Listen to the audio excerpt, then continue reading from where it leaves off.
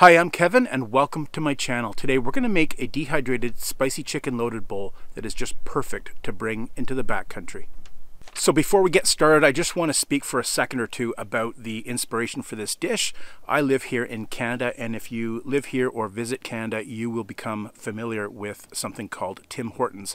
It's a national coffee donut shop. They serve other food. It's named after a famous hockey player of all things. We are in Canada. And they make a line of loaded bowls, which I really like. It's my go-to thing when I need a meal and I don't have a lot of time. And I thought, why not just replicate one of those for the backcountry? So that's what I'm doing today. It's not a complete replication. In fact, I've added a few more ingredients, but I think you'll enjoy it. So here we go.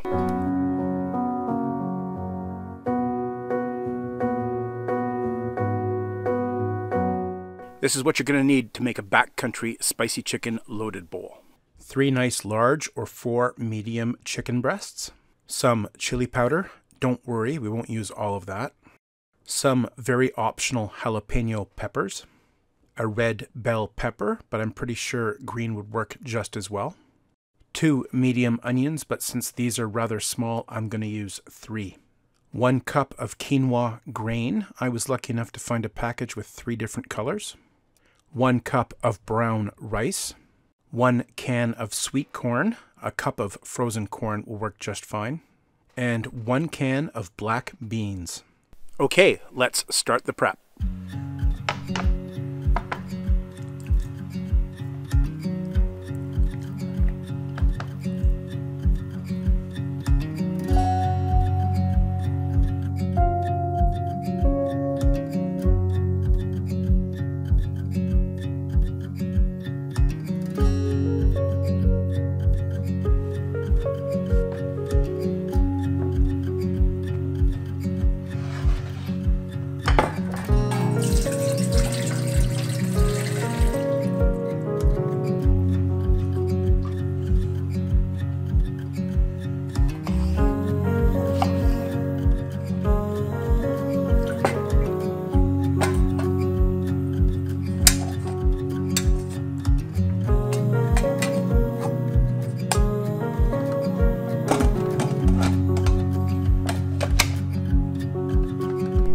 Dehydrated chicken meat can be really hard to rehydrate properly. If you just cook chicken and dehydrate it, you're gonna struggle getting the texture you want. There's something about a pressure cooker that breaks the meat fibers down a little bit farther. They pull apart more easily, they dehydrate well and rehydrate very well. If you don't have a pressure cooker, you can always use canned chicken meat. Essentially, the chicken is pressure cooked in the can for preservation, and that'll work very well. I also know folks have had very good luck with long cooked chicken in a slow cooker. Cooking times of 6, 7, 8 hours should give you a very similar result. The other great thing about a pressure cooker is that you can use it to impart flavors into your meat. So in this case, I've got some chili powder and sliced jalapeno, and that's going to give a nice strong flavor to the chicken meat. You could go more subtle. You could go with lemon and thyme. That would work really nice. How about some garlic and ginger? Anything you put in there will impart its flavor into the chicken, and it's going to be a lot stronger than even an overnight marinade in the fridge.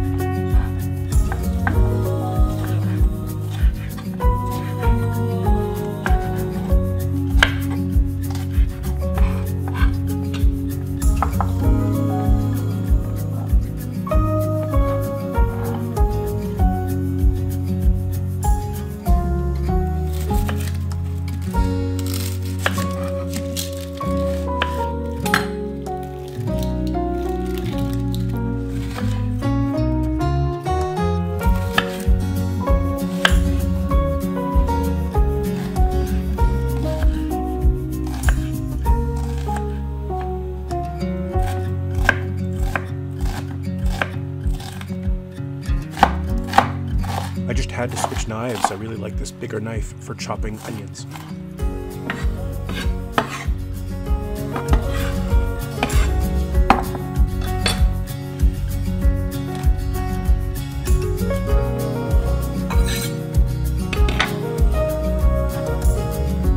This is going to look complicated, but it's really quite manageable. Most of these pots are just going to simmer for a little while, and we're going to work on one saute pan.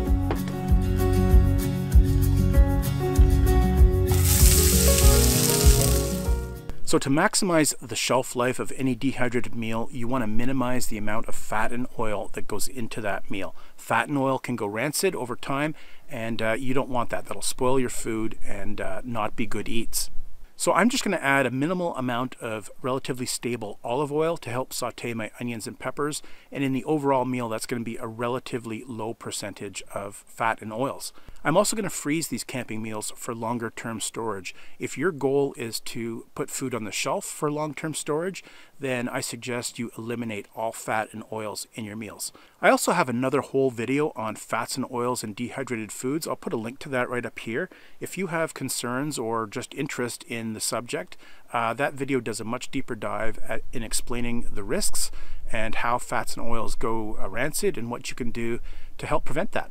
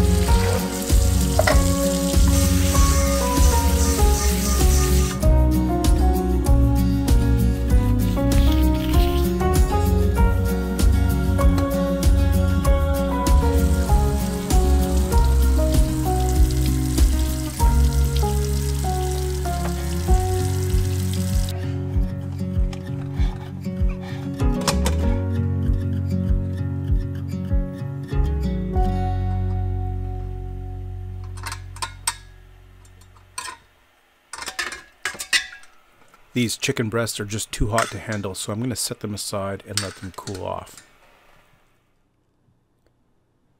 I'm just going to cut one in half so you can see that it's completely cooked. The quinoa is done, and so is the rice. All the grains and vegetables will be added to one bowl.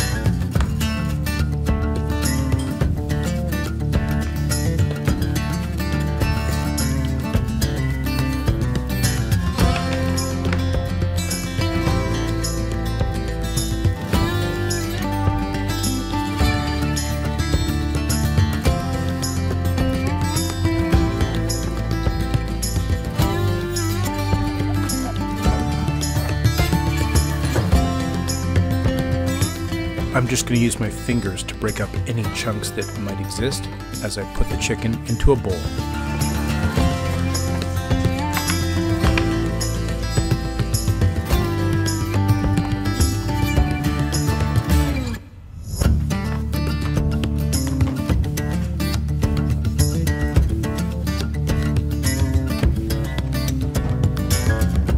So I have not forgotten about those jalapeno peppers. Not everybody likes straight jalapenos, and so I'm not going to cut them up and mix them into the bowl. I am going to slice them separately, dehydrate them separately, and cold soak them so they can be added as an option on top of the meal as a bit of a garnish.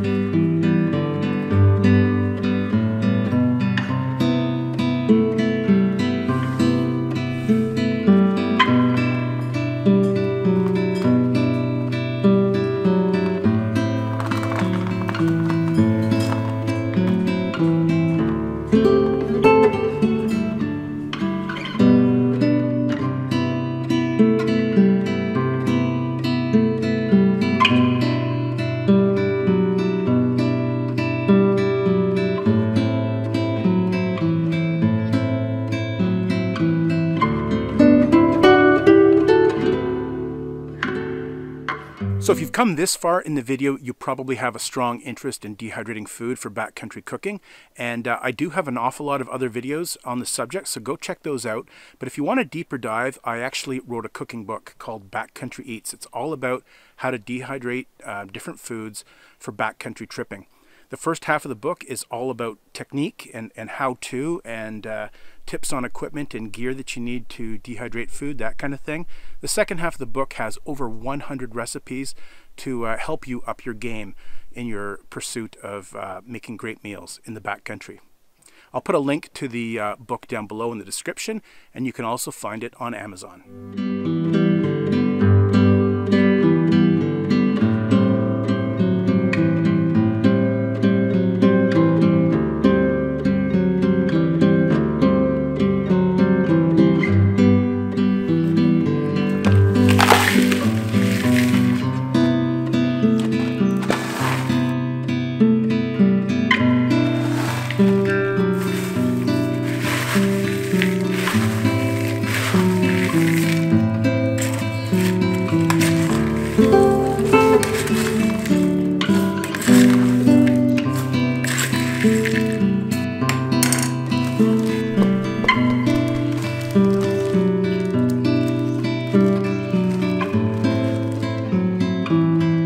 For efficiency, I like to make my camping meals in large batches, and then I'll dehydrate them and store them in a large freezer bag inside my freezer.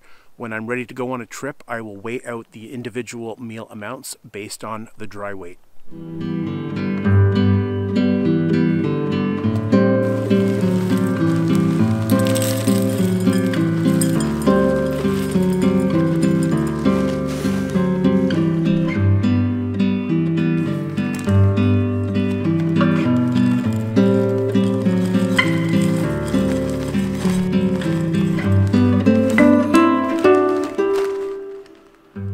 Okay, let's rehydrate this meal.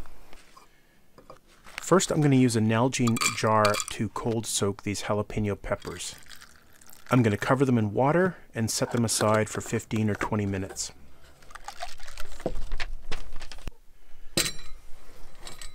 Next, I'll get my stove going.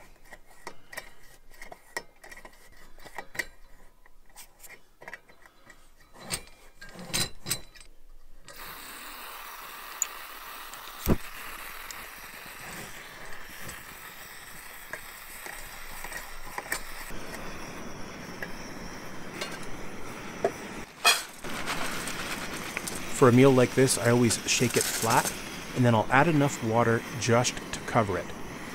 Just enough like that. And it goes on the heat.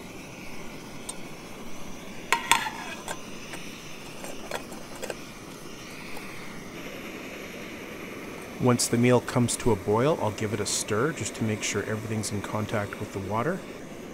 Then I'll cover it and put it aside in a pot cozy.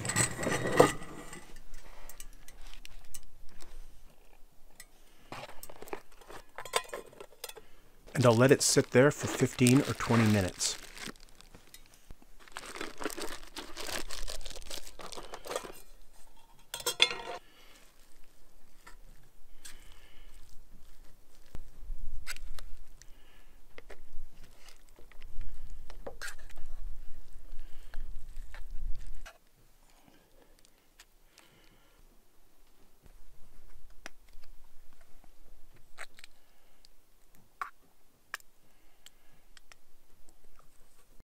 All right, so let's give this a bit of a taste. This looks a little spicy. It's supposed to be, that's the whole point.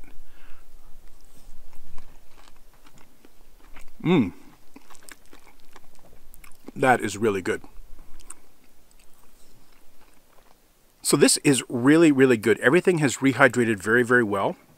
Rice and quinoa should be no problem. The beans should be no problem. Sometimes corn's a bit of a problem, but this corn is nice and tender. So is the chicken. Chicken can be sometimes a challenge to rehydrate. This chicken is tender. It's also got a little bit of a kick to it, which is great. But most of the kick comes from the sauce and the jalapenos. The jalapenos are a little bit crunchy, which I kind of like. If I wanted them softer, I could soak them longer, no problem. So overall, this is a winner. I'm going to bring this on my next trip for sure. Oh, the jalapeno is a little bit warm. Alright guys, thanks for watching. I hope you enjoyed the video. I hope you got something out of it. If you did, please hit like, share, and subscribe. As always, I'll see you in the next one.